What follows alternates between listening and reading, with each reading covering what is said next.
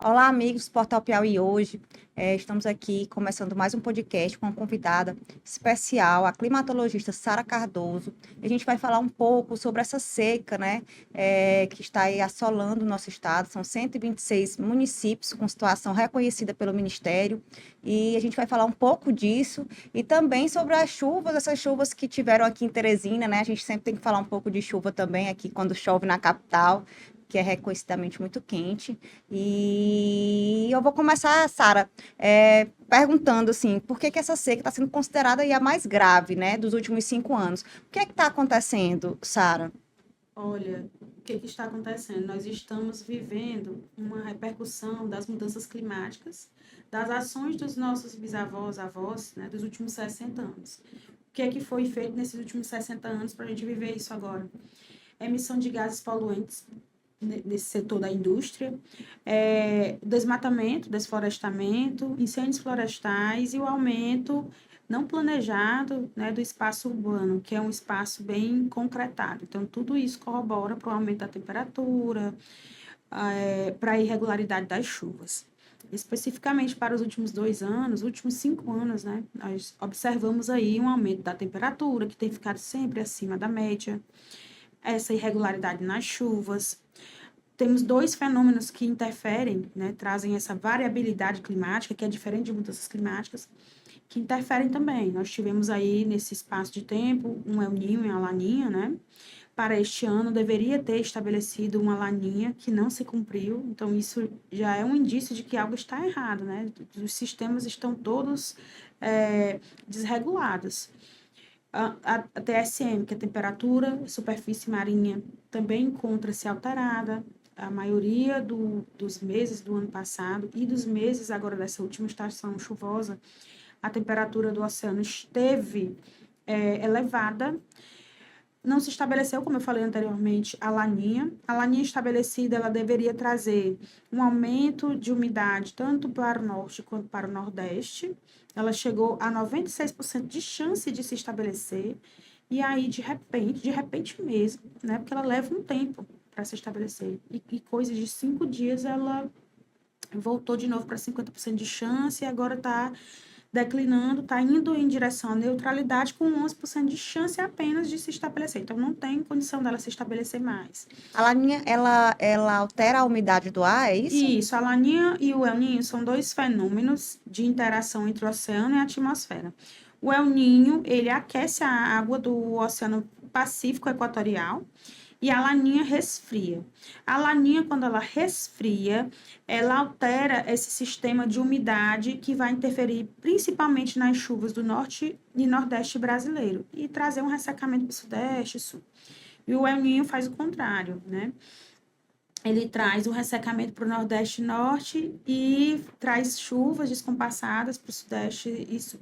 Enfim, e aí nós saímos desse ciclo de 5 anos de um El Niño moderado, né, que aí quando tem esse El Niño moderado, a gente entende o porquê desse ressecamento. Mas nesse caso, que a gente tinha essa perspectiva da laninha, né? Aí precisamos analisar os outros fatores, que são esses, né? Esse aumento dessa emissão de gases poluentes, né? Que interferem nessas dinâmicas. Então, para o que está acontecendo hoje, tem interferência das mudanças climáticas, né? Que é a repercussão desses 60 anos de tudo que os nossos avós fizeram, ou talvez não. É cultural no Piauí usar o fogo, né? Eu já vou botar outra conversa aqui no meio, porque As queimadas, isso tem a ver. elas afetam bastante. Afetam, porque emitem gases poluentes, fuligem, né? Então, tudo isso aumenta o albedo desse microclima, aumenta a temperatura demais. Então, tudo isso influencia. E aqui no estado do Piauí, isso é cultural. Se você for no interior, no final da tarde, você varre o terreiro, junta um montinho de folha e bota E fogo. Botafogo. Outra coisa que é cultural, que quem está nos vendo, nos ouvindo, vai identificar, essa expressão, rebolar no mato, jogar no mato. Essa expressão, ela é uma expressão que foi internalizada do tempo do Brasil colônia, quando os senhores das casas grandes queriam descartar os seus resíduos sólidos e lixos, e aí eles orientavam os escravos a jogar no mar ou no mato esses resíduos. Então, isso também é muito maléfico para nós, né?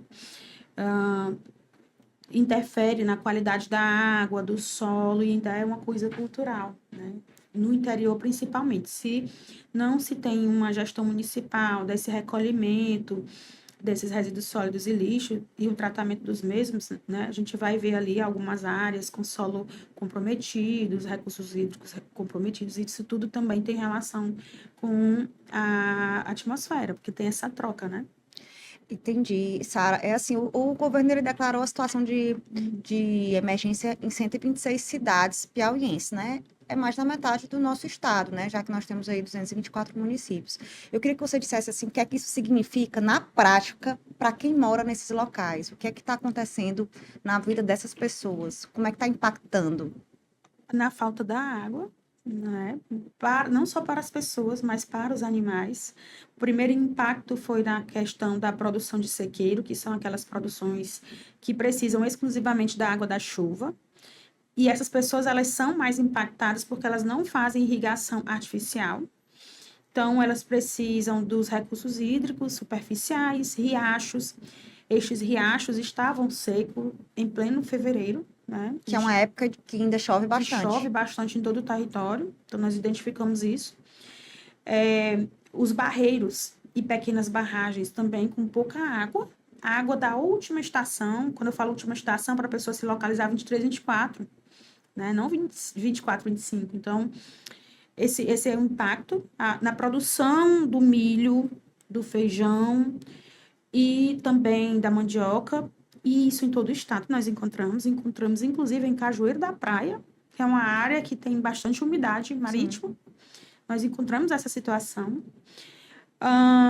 Aquela área produtora do mel do Sudeste também nós identificamos ali produção do mel já comprometida, perda de enxames de abelha, e o que nos deixou mais chocados é alguns pequenos produtores que também criam caprinos, eles estavam já pensando em se desfazer, já estavam, né, se desfazendo de alguns caprinos, porque como não produziu o milho, eles já sabem que que tem um aumento previsto da ração. Então, eles não vão conseguir comprar a ração, porque vende o excedente, é uma coisa em cadeia, né?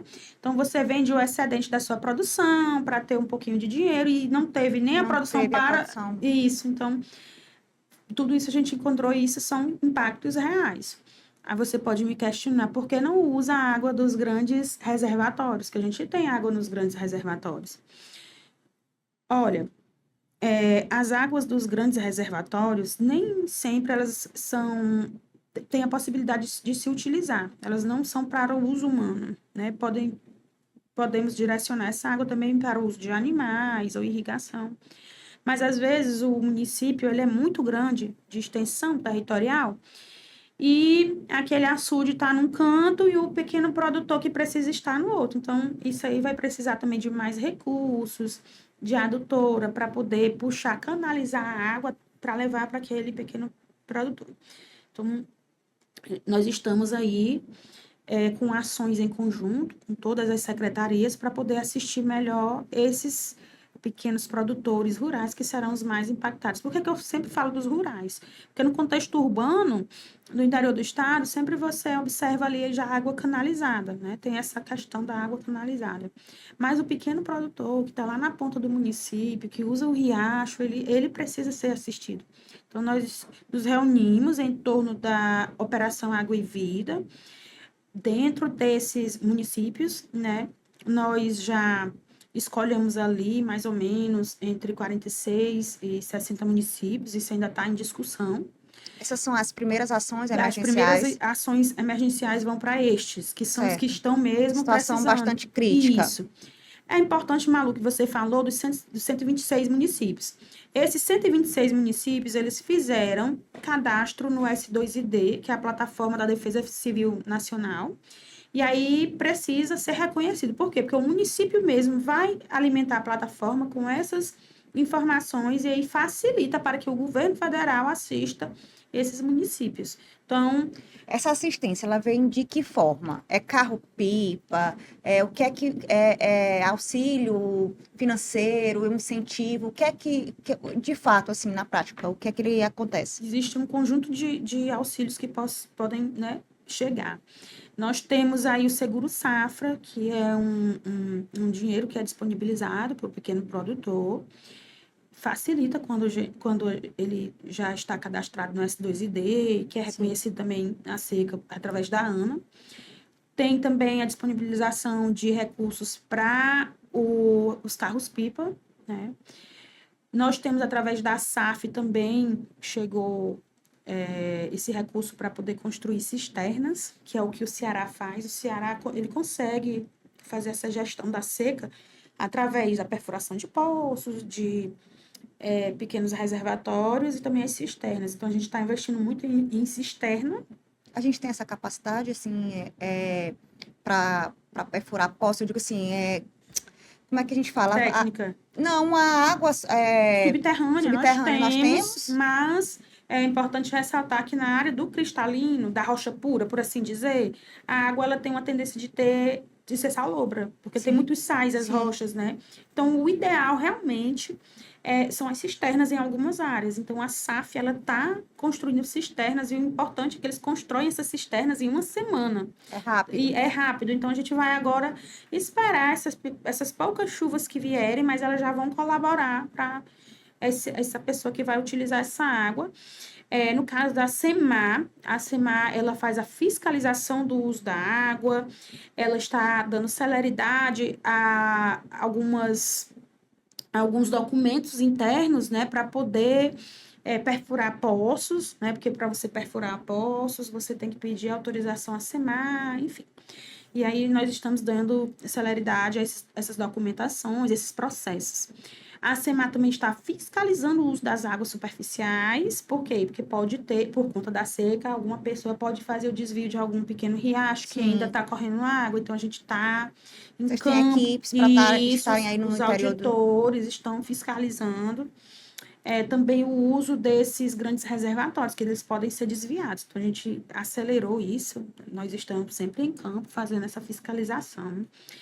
A SEMAR também monitora através do Monitor de Secas do Brasil, que no caso o ponto focal é a sala de situação, né? Então nós utilizamos dados de chuva, dados de umidade do solo para fazer esse monitoramento. E aí tem a SEDEC, que é a Defesa Civil do Estado, que também está desenvolvendo as Condex dentro desses municípios, para que os municípios mesmo, né, tragam essas informações para que a gente possa ir atrás de recursos, ou o próprio município possa ir atrás desse recurso. Sara, a previsão ainda é de pouca chuva, né? Então, e muito calor aí nos próximos meses, não é verdade? É verdade, nós temos agora a previsão de pouca chuva, principalmente para o centro-sul, não tem mais previsão de chuvas configuradas, né? Nós tivemos essa semana 24 milímetros em Picos, uma região também, a micro-região de Picos está sendo atingida por essa seca, mas é importante ressaltar que essas pequenas chuvas que virão, elas não vão acabar com seca, essa seca que já vem se estendendo há meses, né? Mais de 8 meses que a gente não tem. O que é que isso significa para essas pessoas que vivem nessas áreas afetadas? Tu acha que a situação ainda pode piorar?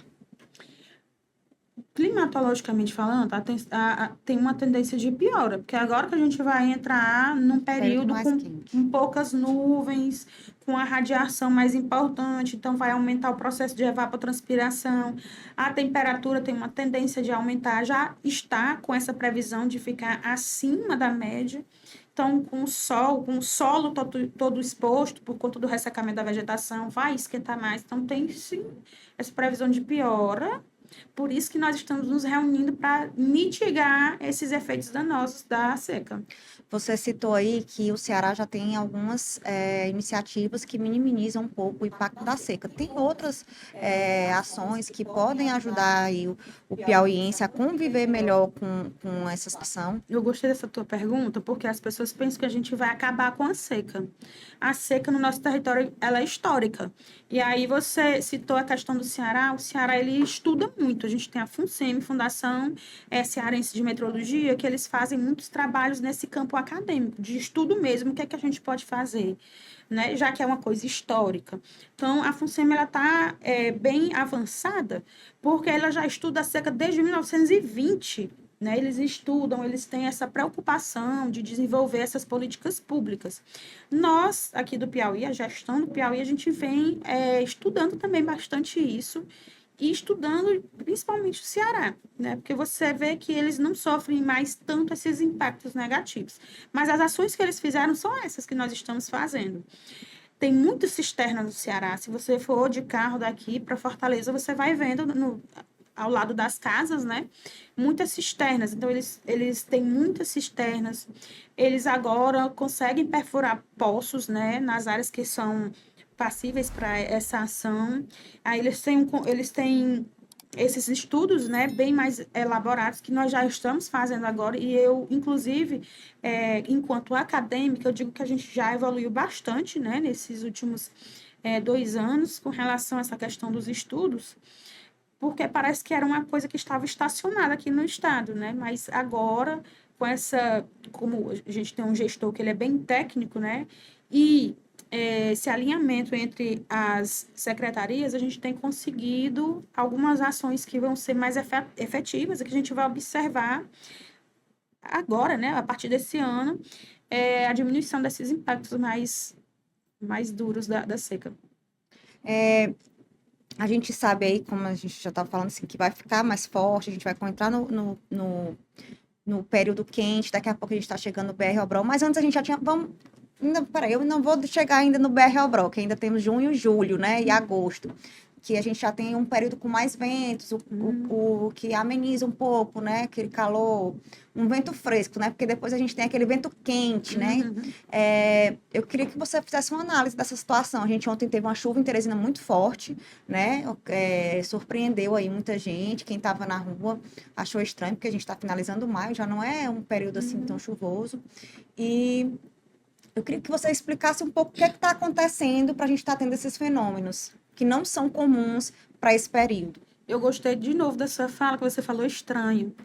É importante ressaltar que tudo que as mudanças climáticas trazem é estranho para a gente. São chuvas extremas. Tinha previsão de chuva para essa semana, né, para Teresina. Nós estávamos ontem com um alerta amarelo para potencial de chuva que acumulasse até 50 milímetros o dia. Mas pontualmente no sul da cidade, né, na zona sul, choveu 87 milímetros, né? É muita coisa, passou da previsão, do que era previsto, não, passou do que era previsto para acumulados, porque estava previsto a chuva. Mas quando você fala assim, acumulados, para as pessoas entenderem, né? Assim, pode chover a semana inteira, aquele X 50 milímetros. Mas aí veio uma chuva só. Concentrada num dia. O acumulado que poderia ser da semana inteira. Para tu ter noção, a gente tem a expectativa média, isso baseado nos estudos dos últimos 30 anos, a média de pluviosidade, né, de chuva para maio é 104,7. Ontem choveu 87, então 84%, né, do previsto para o mês choveu em 24 horas. E isso vai ser mais comum, Malu, porque nós estamos com esses eventos extremos, né? E os nossos aparelhos que nós utilizamos, esses supercomputadores, eles também precisam ser calibrados frente a essas mudanças climáticas, para poder trazer essa previsão cada vez mais antecipada. Nós tínhamos a previsão de chuva, tínhamos lançado um alerta, porém, nenhum modelo estava apresentando essa chuva tão configurada, né? Ao contrário do que aconteceu em Picos, a gente tinha alertado com antecedência, né? As pessoas recebem geralmente um SMS, né? Eu já teve uma época aqui que eu estava recebendo alerta de chuvas intensas. Pela né? SEDEC, né? Pela Defesa Civil recebe. Isso, a Defesa Civil. Isso, recebe então tinha sim. esse alerta porque a gente que uma chuva como essa se torna perigoso para quem está na rua, Exatamente. né? E aí você falou estranho. Eventos estranhos vão acontecer cada vez mais, com mais regularidade, por conta justamente dessas mudanças climáticas. Elas mudam os padrões conhecidos, porque a gente gente estuda o clima há 30 anos. Para você determinar um clima do lugar, você tem que observar 30 anos. Então, está fora do padrão do que a gente estuda em 30 anos. Então, coisas estranhas vão começar a acontecer.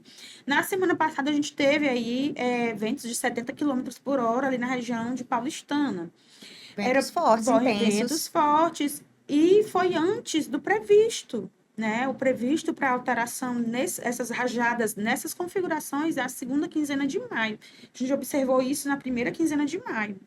Nós observamos também, esse ano, um fevereiro com quase nada de água. Semana Santa fraca também. Semana Santa sempre chove bastante. E aí, aquelas chuvas de picos também, 165 milímetros, 135 milímetros. E, tipo, chovia 135 milímetros e passava 8 dias sem chover. Então, coisas estranhas, Malu, vão se tornar cada vez mais regulares. Nós estamos investindo em tecnologias para poder trazer essa previsão mais assertiva, né? Olha, para você ter noção, a gente tinha essa perspectiva de 50 milímetros o dia ontem. Choveu 46 na Zona Norte, 47 no Sudeste, 46 na Zona Leste e especificamente na Zona Sul, 87. Né? Então, a gente estava dentro da previsão, mas esses extremos, pontualmente, em pontos específicos do território, eles têm uma tendência de se tornar mais regular. E a gente precisa estar preparado. As gestões dos municípios, dessas cidades, né, precisam planejar a drenagem da água, né? Precisam fiscalizar áreas de proteção ambiental, em torno dessas áreas de recursos hídricos, para não deixar as pessoas ocuparem esses espaços também próximos a encostas de morro, então precisa de uma ação mais afetiva da gestão também em escala municipal, precisa de fiscalização, precisa colocar essas pessoas numa área com menos risco, então precisa de uma ação conjunta mesmo, né? Tanto o Estado quanto o município, porque isso vai se tornar cada vez mais regular. E Sara, e voltando agora um pouquinho também para continuando aqui na nossa capital, né? Já que a gente teve pouca chuva, a gente tem aí uma previsão de BR intenso. Temperatura pode chegar aí abraçando o sol, temperatura abraçando o sol. 40 graus, com certeza. Nós já tivemos 40 graus no ápice da estação chuvosa, em abril, 40 graus em São João do Piauí, 18% de umidade. Nós estávamos com umidades na casa dos 20% em fevereiro e março. Como é que isso impacta a vida aí das pessoas, principalmente na saúde, né? Ah, nossa, ressecamento das narinas, do globo ocular, problemas respiratórios cada vez mais recorrentes. As crianças são as que sofrem mais, crianças e idosos. E aí existem muitos trabalhos que você tem que realizar fora de casa, então você fica em sol exposto, você desidrata mais rápido. Aqui nós temos também culturalmente a mania de beber muito café, né? Em plena tarde. Então, bebidas Aqui a gente bebe bastante. Bebidas diuréticas durante o sol quente. Vamos beber uma cervejinha no final da tarde porque tá quente. Aquilo ali é altamente diurético, você vai se desidratar mais rápido ainda. Eita, o Teresinense tá vivendo errado. É café de dia e cerveja de noite. Tá vivendo errado.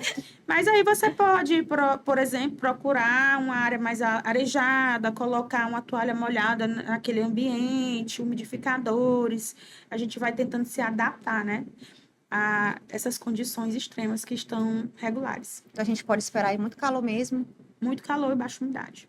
E para quem está aí no interior do estado, que já está sofrendo com essa seca, assim, você já disse que já tem essas ações e tudo, o que a gente pode falar, assim, de mensagem para a gente vai se encaminhar aqui para o final da nossa entrevista aqui, como é que as pessoas em casa, a gente falou do poder público, de forma geral, mas sim, em casa, o que é que a gente pode fazer? O que eu, Malu, posso fazer? O que é que o Pedro pode fazer? O que é que a Sara pode fazer no dia a dia para minimizar um pouco esses efeitos aí do clima, do tempo que a gente está vivendo, esses eventos estranhos que vão permanecer, né? Gostei de novo dessa pergunta. O que é isso, nós temos que fazer, todo mundo fazer a sua parte.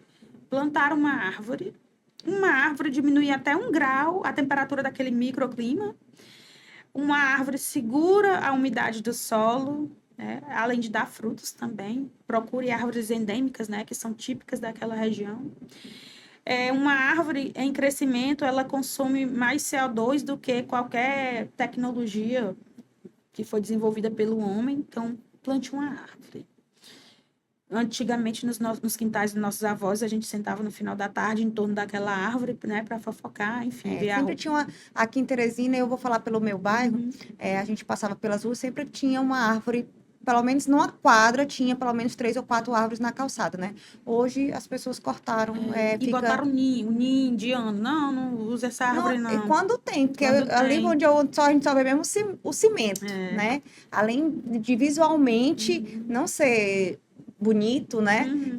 Tem essa questão também do clima, da Isso. temperatura. E também, quando a árvore está respirando, ela coloca naquele microclima umidade, que é o que a gente está precisando. Então, ao menos 1 grau, E mais mais umidade. umidade, uma árvore já te traz isso, quando está adulta. Outra coisa é você ser mais sustentável. Vou para o supermercado, leva sua eco bag para trazer suas compras, diminuir o consumo de plásticos. Use sua roupa até o final, né? Aqui também é cultural você comprar sempre uma roupa nova para ir para a festa. Tente repetir sua roupa para ir para sua festa. Use aquele enquanto puder usar. Isso é ser sustentável. Use água com consciência, feche as torneiras, desligue as luzes se você não estiver naquele. Sabe, é coisa que a gente aprende na escola, coisa que os Tomar nossos. banho, lavou ali o cabelo, desliga o chuveiro, não É fica isso, deixando. não deixa Enquanto aquela. faz ali os. Isso. São coisas que você pensa que não impacta, mas se todo mundo fizer juntos, né, a gente vai impactar. Até porque se a gente, quanto mais sabão a gente joga nessa água, vai retornar, né, ali para o rio, se não tiver um tratamento. Pior vai ser tratar aquela água que nós mesmos vamos consumir. Então, essas pequenos detalhes que você faz no seu dia a dia fazem toda a diferença Que a depois. gente, vou lembrar uma frase que você falou do início, que nós estamos vivendo hoje o que os nossos avós, né, o impacto das ações dos nossos avós há 60 anos, né? Então a gente tem que mudar algumas atitudes para que daqui a 60 anos, para os nossos filhos e netos não estejam sofrendo mais do que nós estamos com as mudanças climáticas. Gostei de novo dessa fala, porque a gente tem que não é consciência, porque a gente tem consciência disso, é sensibilidade de pensar na geração futura. Se a gente está vivendo isso agora, e se a gente não parar, como é que vão viver os nossos filhos, nossos netos? Então, vamos começar a ter essa sensibilidade de pensar no futuro, a como é que vai estar o planeta para os nossos filhos e nossos netos. Porque não está bom agora, se a gente não mudar, vai ficar pior. Então, eu gostei dessa sua colocação, porque isso é o que a gente tenta trabalhar. Todo mundo tem que fazer a sua parte, não é só a gestão, mas eu, você, o Pedro, né? Todo mundo tem que fazer a sua parte. É isso. Obrigada, Sara, pela sua participação. Eu encerro aqui o podcast do Piauí Hoje com a climatologista Sara Cardoso, da Secretaria de Meio Ambiente e Recursos Hídricos. Obrigada, Sara, foi muito esclarecedor. Eu acho que a gente tem muita. É um tema que nunca vai morrer, né? A gente é refém do tempo. A gente não tem como controlar, mas a gente tem como ter algumas atitudes e ações que minimizem aí o impacto aí dessas mudanças climáticas. Obrigada, Sara, pela sua participação. Eu que agradeço pelo convite.